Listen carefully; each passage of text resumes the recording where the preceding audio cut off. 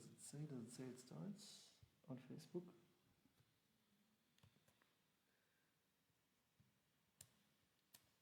Okay. Hello, everyone. Welcome to today's seminar. My name is Muhammad Omar Kamileen. I am a graduate student at the Max-Planck Institute for Chemical Ecology here in Jena, Germany. And I am part of the Department of Natural Product Biosynthesis. So in today's seminar, I would like to talk about Iboga, a medicinal plant's journey from rituals to therapy. And broadly speaking, I will be talking about medicinal plants in general, because that is my passion. And as a biochemist, I look at how plants make very interesting compounds that's chemically interesting, as well as it has a really nice backstory to talk. And in the same lines, I would now like to start my presentation with a general overview of what kind of chemicals plants produce.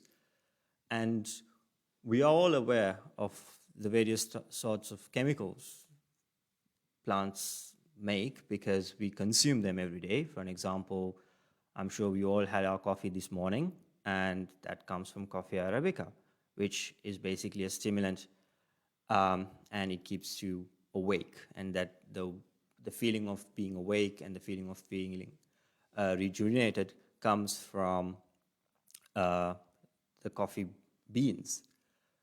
And then there is Papaver somniferum, which produces morphine, or we call opium poppy. It's another very important drug.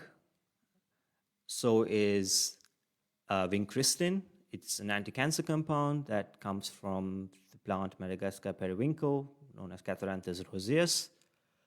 And finally, cinchona. Cinchona officinalis produces this compound called quinine, which is an anti-malarial drug. And also, interestingly, this is also present in tonic water because quinine is an active ingredient there. And more importantly, I would like to get your attention to the chemical structures of these particular compounds, or rather the principal component the plant produces, and the diversity of these compounds. And don't get really overwhelmed by the structure, but the whole idea here is they start from very small precursors, meaning plants have a limited amount of starting material, and they can go on to produce this very beautiful chemistry with a lot of decorations, and hence it has different properties. And just like that, there's also the importance of various plants produce their chemicals of interest in different tissues. For an example, coffee, you get coffee from the coffee bean. If you want to get morphine, you want to go have a look at the latex and the seed pod. And whereas in Catharanthus, or in this case, if you want to get vincristine, you would look at the leaves. And with quinine, it's to do with the bark. So these compounds are produced in various places. And that is quite important when you want to think about the biochemistry or the usage of plants in general. So if you were to even use plant material or plant-based products for your cooking purposes, you would use different parts of the plant. So in the same lines, there is Tabernanthe Iboga, the plant that I work on and I worked with. And this plant is a perennial shrub that belongs to the Apocyaceae plant family. And here you can see it produces this teeny tiny flowers, and it is basically a bush-like shrub which prefers very tropical conditions. And these pictures that you see here is from the greenhouses here in the institute, and they are looking very happy. And the chemistry of these plants are very much more interesting as well, and because they produce a lot of alkaloids. And alkaloids are pretty much nitrogen-containing compounds, and they are produced throughout the plant in various quantities. And when you want to look at the different types of chemistry that they produce, what we generally do is we take an extract from various tissues, root, stem, leaf, and so on, and do a complete analysis, which is known as a metabolite analysis. And through this analysis, we could find out what type of compounds plants produce and where these compounds are produced in the particular leaf or particular tissue of the plant. And interestingly, as you all may be knowing or aware of, the principal ingredient in Tabernanthe Iboga is Ibogaine. So if you even haven't heard of Iboga, I'm sure you might have come across Ibogaine, because it is a very interesting compound and which also gives a very interesting story to the plant, because this compound is considered as a psychoactive or psychedelic compound if consumed in higher dosage. If it's consumed in a small amount, it's considered as a stimulant, just like coffee or any other derivative of plant extracts that we use in our day-to-day lives. And Iboga doesn't only produce Ibogaine, but also it produces a variety of different chemicals. And you can see here, the structures are very similar, but they have different properties and they have different effects. And according to their development and their stage,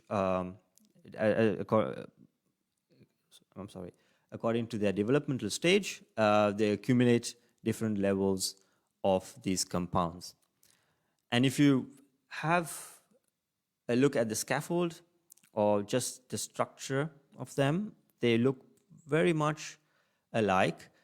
And because of this, they're considered as their own class of compound. And chemically, if you speak to a chemist, you could tell them it's an Iboga type scaffold, and they would probably understand or be able to visualize what the general structure of the compound is. And now I'd like to talk a little bit about the ethnobotany of Iboga, because knowing what the plant produces is very important, and now we have modern tools. But how did we know that we want to go and look at Iboga and we want to study the biosynthesis or study the chemistry of this Iboga? It comes mostly from the ethnobotany side of the knowledge, where people pass information on. And Iboga was very interesting because people in Central Africa, especially countries like Gabon, Congo, and Central African Republic, they consume Iboga root bark, which contains Ibogaine, as part of their religion, as part of their culture. And one such culture or group of natives consume this root barks as part of a cultural rite. It's called the Bueti tradition and the Bueti religion. And shamans Here you can see a picture of a shaman holding an Iboga plant. Administers the plant extracts to young males who are transitioning from adolescence to adulthood, and that is a rite of passage, and how they have different ways of consuming it. They consume root bark on its own, or together with another supplement like banana, and it's quite a very long ritualistic process. And this is also very important in terms of just how we look at psychedelics, how we look at drugs, how we look at the ethics or the whole idea of consuming plant-based products. It has a certain ritual, and they give a lot of importance and precedence to consuming this correctly, and it's an important part of life, and it's passed on from generation to generation, and it also has a lot of meaning to it. For an example, when you consume this root bark, you are very much awake, you're more aware of your spatial stimuli, and also it helps you with hunting and gathering because it suppresses a lot of the feelings that you have of like tiredness, hunger, and appetite.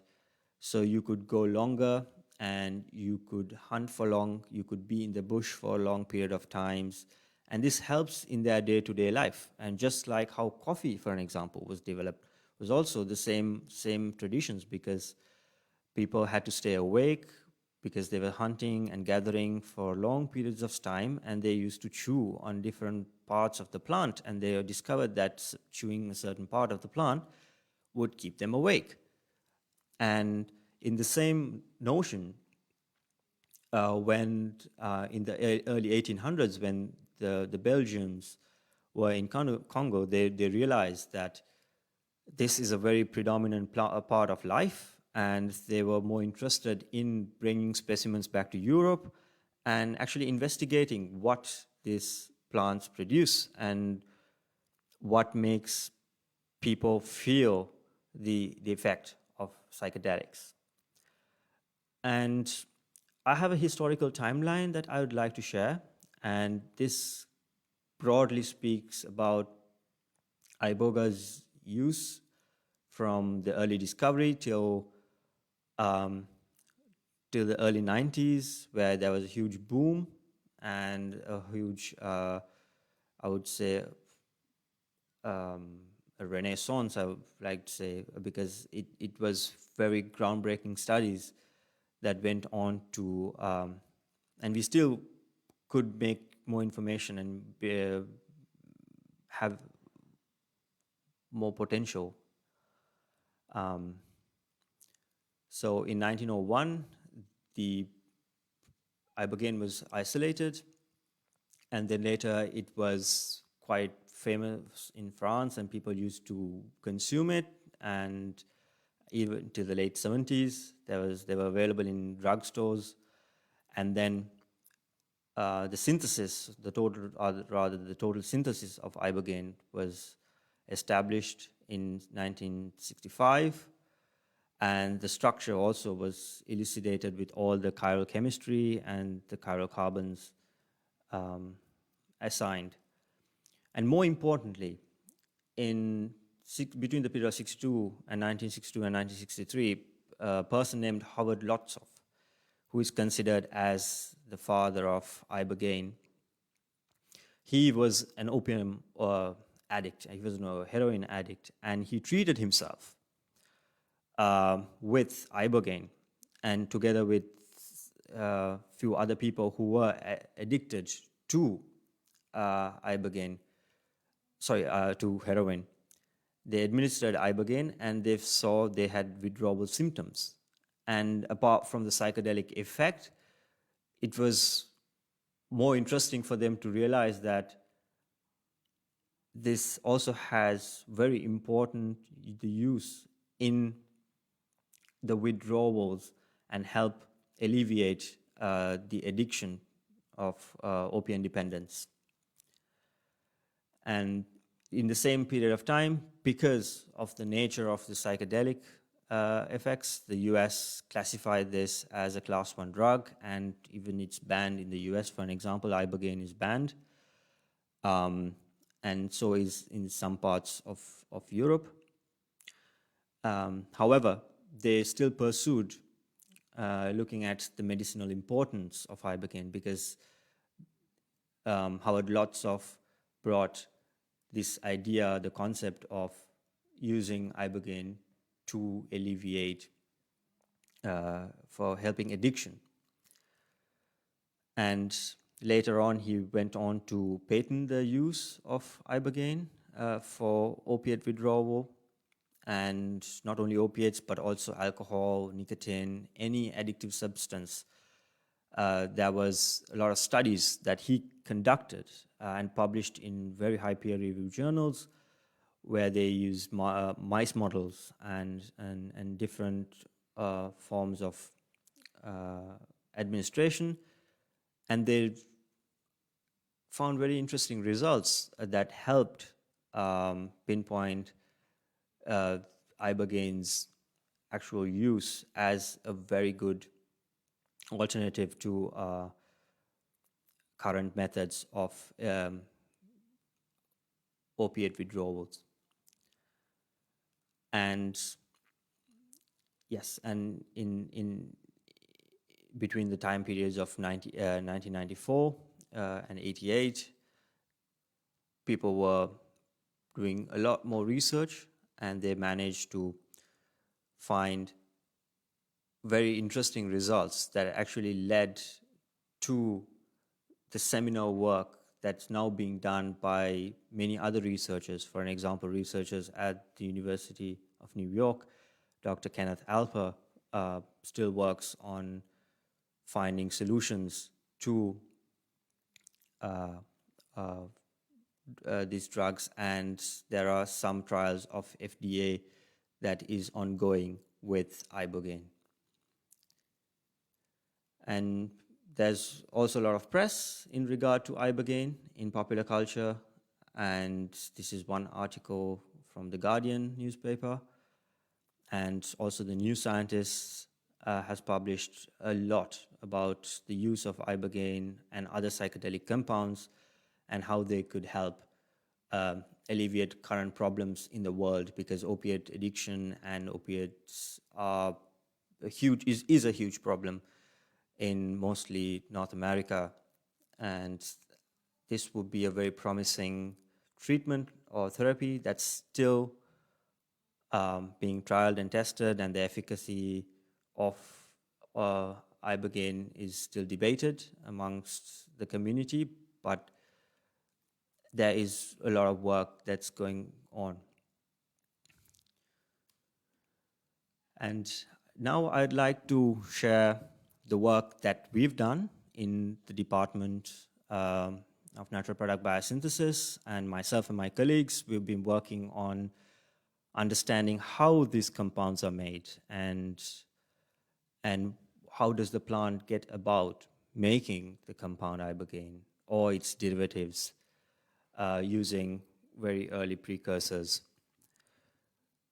I want to give you a fair heads up. This is going to be very heavy on chemistry, or you'll see a lot of chemical structures, but the point is not the chemical structure, but to understand how a complex molecule can be built based on very simple precursors or starting material. So the story begins with a certain compound called tryptamine and another compound called cycloganin. It fuses together, it does a condensation reaction, it produces something called strictosidin. And this strictosidin is a very important chemical in terms of medicinal products or natural product biochemistry, because this acts as a precursor to thousands and thousands of alkaloids. So most of the plants use strictozidin as an intermediate, and they go on to make very different chemicals. For an example, as I said earlier on, the anti-cancer drug vinblastine and quinine share strictozidin as a central intermediate, and they produce very different compounds, and utilizing different chemistry and different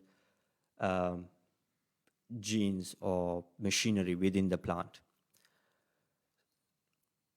And then it goes on to a very complex biochemical cascade of reactions using plant enzymes.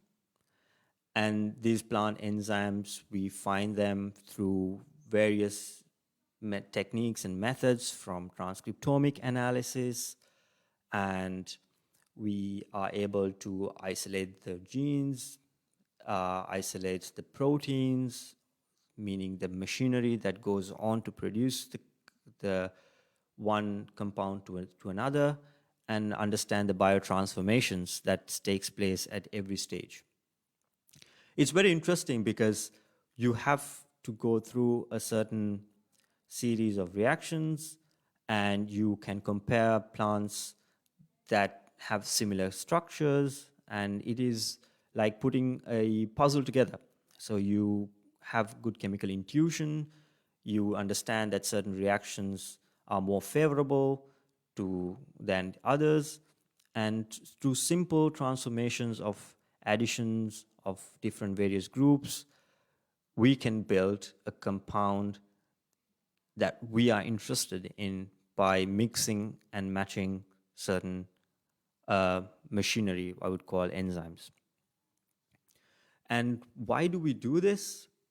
Because you might have heard me saying that people have achieved making Ibogaine in the lab, because chemists were very successful in synthesizing this particular compound. However, it's very laborious, it's time consuming, and it requires the synthesis, or the chemical total synthesis requires a lot of steps, and the yield is very poor. Whereas if you use a plant system or enzymes to do chemical reactions, it's most likely that happens at room temperature, in environmental conditions that is not very expensive to begin with, and also it's more of a feasible method of understanding how plants make these compounds and why they produce these compounds in the first place.